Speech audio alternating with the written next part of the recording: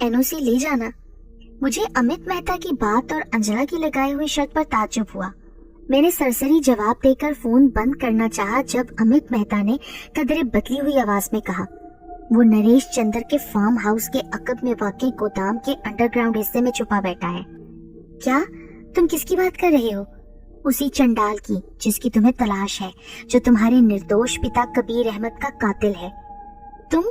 नाग बिच्छू, वो पापी पूरी तरह जाग रहा है। मेरे पास केवल अमित मेहता के कोई और ऐसा बंदा नहीं था जिसे नरेश तक भेज सकता, मगर मेहता ने कहा है कि वो नरेश से नहीं मिल सका। जो जोगिया कह रहा है केवल उस पर विश्वास करो ना। मैंने पहले भी ये बात तुम्हारी बुद्धि में बिठाने की कोशिश की थी कि जोगिया की जुबान से निकला हुआ कोई शब्द, कोई बात कभी झूठ नहीं होती। अमित मेहता के अलावा ये बात खुद नरेश चंद्र को भी याद नहीं रही होगी कि वो कब एक दूसरे से मिले और उनके दरमियान क्या बातचीत हुई। क्या अब मैं अपने मरहूम बाप के कातिल से बदला ले सकता हूँ? रमेश गुप्ता की कमीनगा का पता मालूम हो जाने के बाद मेरे दिल में सुलगती इंतकाम की चिंगारियां शोलों का रूप इख्तियार करने लगी। जोगिया ने पहली बार खुलकर इकरार किया था कि रमेश ही मेरे वालिद का कातिल था। तमाम गुत्थियां सुलझ चुकी थीं, तो फिर अब देर किस बात की थी? जोगिया पहले भी तुम्हारे साथ था, अब भी तुम्हारे साथ है, लेकिन एक बात मेरी सुन लो तो बेहतर होगा। क्या अब भी डोर का कोई सिरा उलझ गया है? नहीं। जोगिया की नजरों ने उसी रोज तमाम मामलात को खंगाल लिया था जब रमेश ने तुम्हारे बाप को मौत के घाट उतारा था।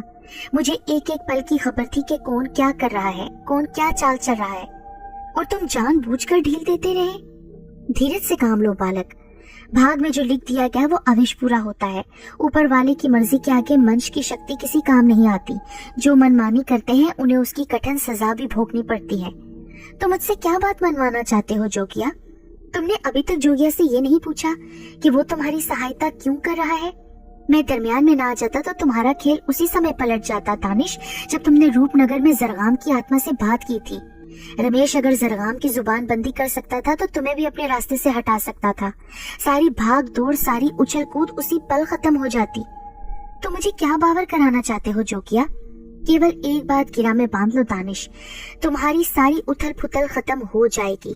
तुम्हारे मन में जो अग्नि सुलग रही है मैं उसे भी देख रहा हूँ, लेकिन तुम एक बात सुन लो मेरी दानिश, तुम्हारे बाप से भी जवानी में एक भूल हो गई थी जिसकी सजा उसे भोगनी पड़ी। मैंने तुमसे कहा था कि मंच को उसके किए की सजा अवश्य भोगनी पड़ती है। मेरे वालिद से ऐसी क्या भूल हुई थी जिसकी सजा उन्हें भुगतनी पड़ी? मुझे बताओगे तुम जोगिया?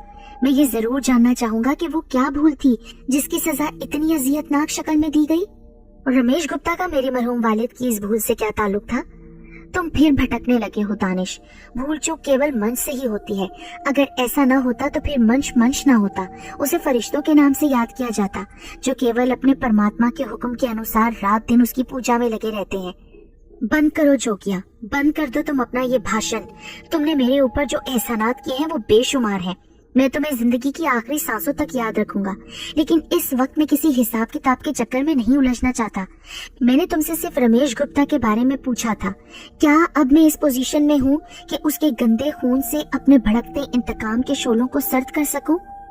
अगर मैं कहूँ कि तुम रमेश को क्षमा कर दो तो मैं यही समझूंगा कि तुम मेरे बजाय उस कमीने का साथ देना चाहते हो जो तुम्हारे धर्म से ताल्लुक रखता है। शायद इसीलिए तुम अभी तक उसे ढील देते रहे हो। सब कुछ जानते हुए भी तुमने मामलात को तूल देने की कोशिश की। हालात गवाह है कि तुम उस हरामजादे के मुकाबले में ज्यादा ताकतवर हो। तुम अगर अपनी महान शक्ति के बलबूते पर रमेश गुप्ता के आड़े आ सकते थे, कदम कदम पर उसको नीचा दिखा सकते थे, प्रताप को, मुझे, मेरी वालिदा को, फाखरा को उसके आताब से तहफ्फुज दे सकते थे, तो उन्हीं लाजवाल कुव्वतों को बरोएकार लाकर उस एक शख्स को मौत के घाट तुम उतार सकते थे जिसने मेरे वालिद के अलावा और भी कई बेगुनाहों को अपनी गंदी और नापाक कुव्वतों का निशाना बना डाला। क्या मैं गलत कह रहा हूँ? तुम्हारी बुद्धि में जो जवाहर भाटा उठ रहा है ना, उसे काबू में रखो दानिश। अगर तुम्हारे पुरखों का मेरी जात से कोई संबंध ना होता तो मैं तुम्हारे और रमेश गुप्ता के बीच आने की भूल कभी ना करता। मैं क्या समझूं, तुम रमेश गुप्ता को कैफे किरदार तक पहुंचाने में मेरा साथ नहीं दोगे? धीरज रखो, रमेश गुप्ता का अंजाम भयानक ही होगा। क्या तुम्हें इल्म है कि अब चूंटी के भी पर पुर्जे निकल आए हैं? तुम शायद अंजला की बात कर रहे हो ना? वो भी पागल हो रही है। मुझे उसके लिए भी कुछ सोचना पड़ेगा। तुम्हारे पिता की मौत में भी उस जहरीली नागन का हाथ शामिल था। उस कमीनी ने तुम्हारे पिता के उजले दामन पर भी एक गंध उछालने की कोशिश की थी। उसी ने रमेश को उकसाया भी था। और तुम ये सब कुछ मुझे अब बता रहे हो। क्या इन बातों को राज रखने में कोई मसलहत थी? जानते हो मैंने तुम्हें फाखरा से शादी रचाने से पहले अपने पिता के कातिलों का खोज लगाने की शर्त क्यों बांधी थी? नहीं, केवल इसलिए कि अंजला तुम्हारे परिवार की कोई खुशी बर्दाश्त नहीं कर सकती। एक कारण और भी था। फाखरा के पिता ने एक बार अंजला का केस लड़ने से इनकार कर दिया था। क्या नौयत थी उस केस की? अब गड़े मुर्दों को उखाड़ने से कुछ प्राप्त नहीं होगा, गन में पत्थर फेंकने से अपना तन भी उजला नहीं रहता। इतना जान लो कि वो केस अगर अदालत में आ जाता तो नरेश और तुम्हारे पिता के दिलों में खिंचाव आ जाता। अंजला यही चाहती थी। उसने बैरिस्टर फारूकी को बड़ी लंबी रकम की लालच दी थी, लेकिन उसने अंजला की कमीनगी को भांप लिया। वो ताड़ गया था कि मुकदमे के दौरान तुम्हारे पिता और नरेश चंद्र का नाम भी कहीं आ सकता था। फारूकी के इनकार ने अंजला को उसका भी दुश्मन बना दिया। अगर वो अपनी मौत ना मरता तो फिर रमेश की पलीद शक्ति अंजला के इशारे पर फारूकी को भी ठिकाने लगा देती। जोगिया के जाने के बाद मैं अभी नरेश चंद्र से राब्ता कायम करने के बारे में सोच ही रहा था कि मुझे ऐसा महसूस हुआ जैसे मैं ऑफिस में तन्हा नहीं हूँ। वहाँ मेरे सिवा कोई और भी था, जिसकी नाहमवार सांसों की मध्यम आवाजें मेरी कुव्वते समात में सरसरा रही थी। मुमकिन है मेरा वहम हो, लेकिन मैं जिन पुरस्कार हालात और वाकयात से गुजर चुका था उसके पेशे नजर मैंने कुर्सी पर बैठे बैठे नजरें घुमाकर इधर उधर देखा, लेकिन वहाँ मेरे अलावा और कोई नहीं था। मैंने एक लम्हे के बाद दोबारा फोन की सिमत हाथ बढ़ाना चाहा, लेकिन उलझी उलझी बेतरतीब सांसों की वही पुरस्कार आवाज इस बार भी बहुत वाज़ेह महसूस हुई। ऐसा महसूस हो रहा था जैसे कोई बुरी तरह से हाँफ रहा हो। मैंने आवाज की सिमत का अंदाजा लगाया, फिर अपनी रिवॉल्विंग चेयर को तेजी से घुमाकर पुश्त की जानिब देखा तो चौंके बगैर न रह सका। वो आवाज मेरा वहम नहीं थी, एक जिंदा हकीकत थी। मेरी नजरें उसके वजूद पर जम कर रह गईं। वो एक तवील और उम्र बूढ़ा था, जिसके पूरे जिस्म पर झुर्रियों का जाल था। जिस्म का गोश्त हड्डियों से वाबस्ता जरूर था, लेकिन थल थल करता नजर आ रहा था। उसकी उम्र का सही अंदाजा लगाना मेरे लिए मुश्किल था। शायद वो 100 साल से भी तजावज कर चुका था। उसके जिस्म पर सफेद और उजला लिबास था। दाढ़ी के बाल उसके सीने पर लहरा रहे थे, जुल्फे दराज थीं।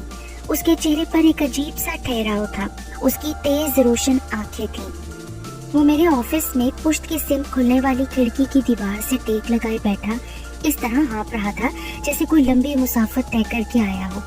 मैं अपनी कुर्सी पर बुत बना बैठा उसे हैरत भरी नजरों से देख रहा था। वो कौन था? मेरा उससे क्या ताल्लुक था? क्या वो भी पुरस्कार और लाजवाल कुव्वतों का मालिक था? जोगिया? मैंने अपने आसाब पर काबू पाने के बाद सफेद रेश बूढ़े को जोगिया के नाम से मुखातिब करके ठोस लहजे में सवाल किया। तुम्हारी ये हालत किसने बना दी है? उसी ने। उसके सिवा कौन किसी की काया पलट सकता है? ओह, मैं चौंका। क्या तुमसे भी कोई भूल हो गई थी जो वो गालिब आ गया? वो हमेशा से गालिब था, गालिब है और गालिब रहेगा। उसने संजीदगी से जवाब दिया तो मैं तिलमिला उठा। खतरे की एक सर्द लहर मेरे वजूद में सरायत कर गई। शायद रमेश ने जोगिया को पूरी तरह सफली के गंदे शिकंजों में जकड़ रखा था। इतनी जल्दी खौफजदा हो गया तो? मौत से डर रहा है जिसका जायका एक न एक दिन सबको चखना है। हाँ, मैं तुम्हारी बात की तरदीद नहीं करूंगा, लेकिन तुम खुद अपने बारे में क्या कहोगे? क्या मौत ही के खौफ से तुमने भी उसके सामने घुटने टेक दिए हैं? मेरी मान तो तू भी उसके सामने झुक जा, माथा टेक दे जमीन पर, इसी में तेरी भलाई है। वो नाराज हो गया। अगर उसने नजरें फेर ली तो रुए जमीन पर तुझे कहीं पनाह नहीं मिलेगी। सुन रहा है मैं क्या कह रहा हूँ? मैं सुन रहा हूँ, देख भी रहा हूँ और समझ भी रहा हूँ कि तुम किसकी जुबान बोल रहे हो। तुमने उसके सामने हथियार डाल दिए डरकर? आखिर क्यों जोगिया? हाँ, मैंने उससे खौफजदा होकर उसके आगे हथियार डाल दिए हैं।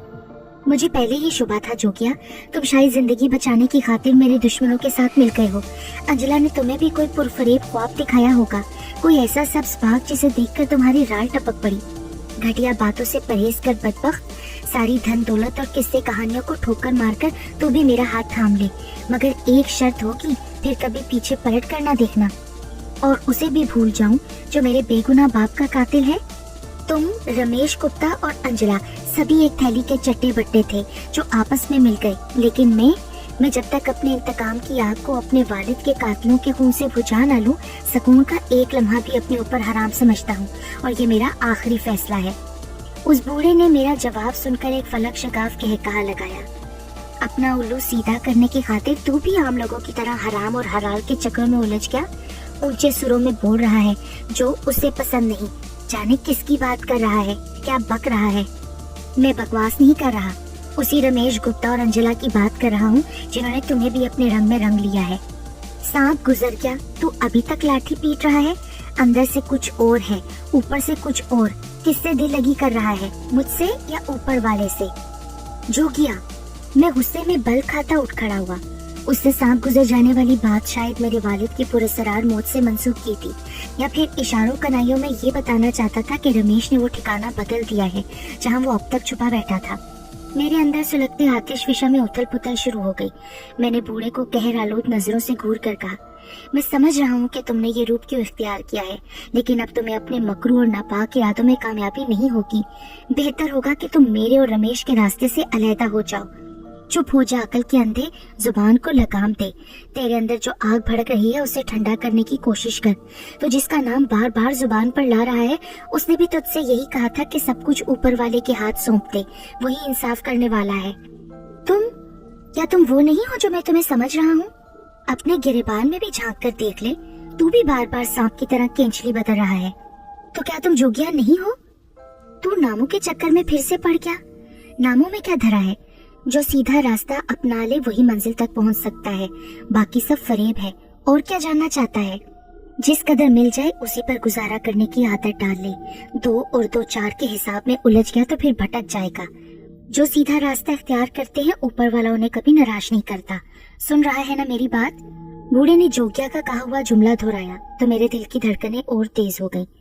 मैंने तेजी से लपक कर उसका हाथ थाम लेने की कोशिश की, लेकिन वो मेरा इरादा भांप कर बरगिरफ्तारी से उठकर एक तरफ को हो गया। चुपना है तो उसके सामने माथा रगड़ जो अजीम तर है, दूसरों की उंगली थाम कर कब तक चलता रहेगा? फिर उसने अपनी उलझी हुई दाढ़ी का एक सफेद बाल नोच कर मेरी तरफ उछाल दिया। ले, इसे संभाल कर रख ले। जब हर तरफ से मायूसी हो तो सच्चे दिल से अल्लाह का नाम लेकर इस बाल को उस मलून की तरफ हवा में लहरा देना। फिर उसका तमाशा भी देख लेना जिसकी लाठी बेआवाज होती है। मैंने लपक कर खुदा के उस बरगुजीदा बुजुर्ग की दाढ़ी के बाल को जमीन से उठाकर पूरी कुव्वत से मुट्ठी में बंद कर लिया। वो एकदम से गायब हो गया। कमरे में मुश्क और अंबर की मिली जुली तेज खुशबू फैलने लगी और मेरे ऊपर वजद की कैफियत तारी होने लगी। वो कौन था? जोगिया से उसका क्या ताल्लुक था? उसने जोगिया की कही हुई बातों को दोहराकर मुझे क्या बावर कराने की कोशिश की थी? मैं बड़ी देर तक उसकी बातों को याद करता रहा। फिर मैंने नरेश चंद्र से फोन पर गुफ्तगू करने का इरादा तर्क कर दिया और रमेश गुप्ता से बराह रास्त टकराने का आखिरी फैसला कर लिया। डैशबोर्ड के मीटर पर रफ्तार बताने वाली सुई 70 और 80 के हिस्से के दरमियान मुतहरिक थी। मेरे दोनों हाथ बड़ी मुस्तैदी से स्टीयरिंग कंट्रोल कर रहे थे। बरगुजीदा बूढ़े का कहा हुआ एक एक जुमला मेरे जहन में गूंज रहा था। मैं उसके और जोगिया के दरमियान कोई ताल्लुक तलाश नहीं कर सका था। एक्सेलरेटर पर मेरे पैर का दबाव बतदरीज बढ़ रहा था। मेरे जहन में जोगिया का तस्वुर उभरा। उसने एक मौके पर कहा था कि मेरी जिंदगी का खेल उसी वक्त खत्म हो जाता जब मैंने रूपनगर में कश्मीर एम्पोरियम पर जरगाम की रूह से बातें की थी, लेकिन जोगिया के दरमियान में आ जाने से मैं बच गया। जोगिया को मेरी जात से क्या दिलचस्पी थी? और अब जोगिया के बाद खुदा के इस बरगुजीदा बुजुर्ग का दरमियान में आ जाना मुझे उलझा रहा था। वो कौन था? जोगिया के बारे में वो सब कुछ कैसे जानता था? मेरे जहन में बहुत सारे सवालात आ रहे थे कि कानों में एक आवाज आई, बालक, तू किस्मत का धनी है जो नीली छतरी वाला तेरे ऊपर मेहरबान हो गया है। तुझे किस्मत से जो सुनहरी मौका मिला है उसे खो मत देना। जोगिया, क्या तुम जानते हो कि वो कौन था? ज्यादा खंगालने की कोशिश मत कर मूर्ख। जो कह रहा हूँ उसे गिरा से बांध ले। रमेश के बुरे दिन उसके सर पर मंडला रहे हैं। अब शायद उसकी शैतानी शक्तियां भी उसका साथ न दे सकेंगी, मगर तू अपने कदम धरती पर मजबूती से जमाए रखना। उस महान मंच ने तुझे जो पवित्र तोहफा दान किया है उसे भूल मत जाना। उसकी बातों का ध्यान रखना। रमेश की पलीद कुव्वतें तेरा ध्यान बटाने की कोशिश करेंगी, परंतु तू अपने परात्मा पर पूरा विश्वास रखना। निराश मत होना। तेरे कदम डगमगा गए तो फिर सब कुछ चौपट हो जाएगा। वो भी मुंह फेर लेगा जो तेरी सहायता करने को सामने आ गया। सुन रहा है मैं क्या कह रहा हूँ? हाँ, मैं तुम्हारी बातें समझ रहा हूँ। मेरे पास समय बहुत कम है, मैं जा रहा हूँ। मेरी बातों का ध्यान रखना, इसी में तेरी मुक्ति है। जोगिया की आवाज मध्यम होती चली गई। मैंने अपनी कार गोदाम के सदर फाटक से दूर रोक दी और नीचे उतरकर पैदल चल पड़ा। गोदाम के बड़े दरवाजे पर उस वक्त भी 2 मुसल्ला गार्ड बड़ी मुस्तैदी से पहरा दे रहे थे। मैं फाटक के करीब पहुंचा तो एक लम्हे को दोनों गार्ड पूरी तरह मुताद हो गए। उन्होंने अपने खुदकार असलहे के दस्ते पर अपनी गिरफ्त मजबूत कर ली, लेकिन फिर जो कुछ हुआ वो मेरे लिए हैरत अंगेज था। वो अचानक मेरी तरफ से तवज्जो हटाकर एक दूसरे को देखने लगे। क्या बात है, तुम मुझे इस तरह क्यों घूर रहे हो? एक ने दूसरे से पूछा। मैंने अभी किसी को देखा था, लेकिन वो पल भर में मेरी नजरों से ओझल हो गया। क्या तुमने भी ऐसी कोई बात महसूस की थी? समझ गया, शायद दारू का असर है। शायद किसी गैबी कुव्वत ने मुझे दोनों गार्ड्स की नजरों से ओझल कर दिया था। फिर मैं तेज तेज कदम उठाता राहदारी को अबूर करके गोदाम के अंदर दाखिल हो गया। ये रास्ते मेरे जाने पहचाने नहीं थे, लेकिन कोई नादीदा कुव्वत मेरी रहनुमाई कर रही थी, जो मैं गोदाम के अंडरग्राउंड में वाक़ उस हिस्से तक पहुंच गया जिसे मैं ख्वाब में देख चुका था। उसी हिस्से के एक कमरे में मैंने रमेश और रंजनी की तस्वीर को फ्रेम में देखा था। मैंने कुर्बो जवार का जायजा लिया, फिर उस सिमत कदम उठाने लगा जहां मैं रमेश को एक उधेड़ उम्र की औरत के साथ ख्वाब में देख चुका था। कमरे के करीब पहुंचकर मेरे कदम रुक गए। मेरी रगों में दौड़ते खून की गर्दिश तेज हो गई। कुछ देर के बाद कमरे के दरवाजे को मैंने आहिस्ता से खोला तो मेरी निगाहों में खून उतर आया। मेरा बदतरीन दुश्मन, मेरी खुशियों और मेरे बाप का कातिल रमेश गुप्ता अपनी तमाम तर खबासतों के साथ मेरी नजरों के सामने मौजूद था। वो कमरे में तन्हा नहीं था। नरेश चंद्र की धर्म पत्नी अंजला देवी भी उसके साथ थी। उस खूबसूरत नागन ने भी मुझे डसने की धमकी दी थी, जो इस वक्त नीम बरहना हालत में बड़ी बेगैरती से रमेश की आगोश में लेटी उसे ख्वाबीदा नजरों से देख रही थी। कमरे में सिर्फ एक चिराग रोशन था, जिसकी कपकपाती रोशनी अंजला देवी के कुंदन जिस्म के नशेबो फराज से खेल रही थी। अंजला, आज मेरे जीवन का सबसे शुभ दिन है। तू भी मेरे पास है और समय भी मेरी मुट्ठी में बंद है। कल से हम एक दूसरे के लिए अजनबी नहीं रहेंगे। नरेश का कांटा आज रात हमारे रास्ते से हमेशा हमेशा के लिए निकल जाएगा। अब तो केवल रमेश की रानी कहलाएगी, और रंजनी, उसे भूल जा। प्यार और जंग में सब कुछ जायज है। जीत उसी की होती है जो दूसरे से अपना अधिकार छीनने की शक्ति रखता है। और तू जानती है ना कि मैंने कभी हारना नहीं सीखा।